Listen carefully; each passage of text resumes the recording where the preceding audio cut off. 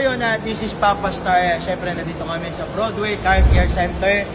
Located siya sa 1232 United Nations Avenue, Paco, Manila. Yan, sir. Siyempre, kasama natin dito si Sir Eugene Tan.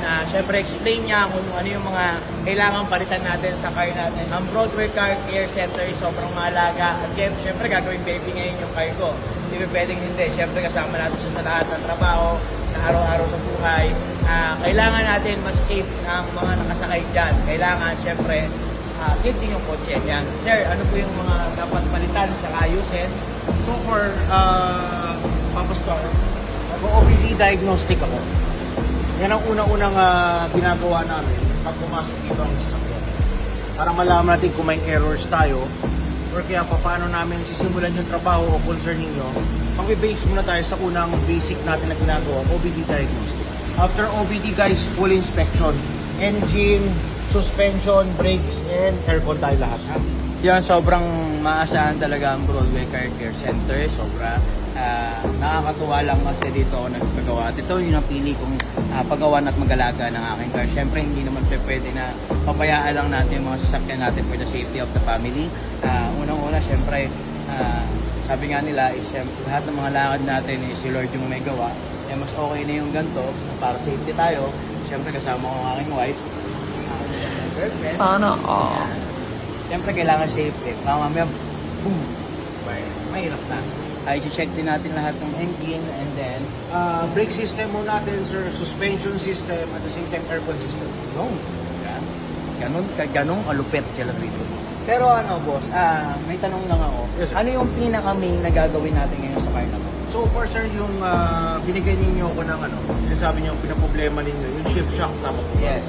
Yung shift shock. Ngayon, sir, yung shift shock na yan, ang gagawin ko, yung ino-OBD diagnostic ko, para malaman ko kung saan nagkagaling yung problema mo sa shift shock. Gaano po kabilis at ang gawaan ng ganito? Depende yun, sir. So far, basta malaman ko yung problem sa isang sasakyan, pinakamatagal na namin gawin dito sa sasakyan, 2 days. Tingnan mo, ganun kabilis. Sa ibang kasa, kung tutusin, halos maabot nila ng 1 month. Depende yun, sir, kasi depende sa availability of the parts. Yes. So far kasi yung sa inyo, ang Ford Ranger na to is 2014. Available na lahat sa market. Yes, di ba? Ganun kabilis talaga. Pero kung tutusin lang, pinagawa ko to na ilang beses na eh. Pero sabi nila, wala talagang available. Ang gusto pa nga nila is kakatay na lang daw sila eh. Mga ganun, sabi ko, pero no need eh. Kasi syempre, ako rin naman yung ano. Pero dito, na Broadway Car Care Center, sobrang sulit dito. Sobrang garantisadong mapapaayos yung kotse mo. Saka wala kang masasabi rito na paglabas ng kotse mo rito, parang bago. Na napaka-fresh, napaka-sulit dito sa mga. Tapos, lahat ng mga tao rito is sobrang mabait. Lahat sila i-entertain ka ng maayos, lahat ng mga question mo about sa car, and then pwede nila explain sa iyo na mas maayos. Ganun lang po kabilis. Ganun kagaling ang Broadway Car Care Center. Siyempre, sa lahat ng mga gustong magtanong, nasa comment section yung link nila and page po nila. And then hanapin nyo lang po si Sir Eugene, Eugene Tan, na sobrang bayad. Kaya abangan po natin ulit yung sa yung part 2 na ito. Papakita ko sa inyo kung ano yung magiging itsura ulit ng kotse, kung gaano siya kaganda tumakbo. Yan, peace out. Maraming salamat po.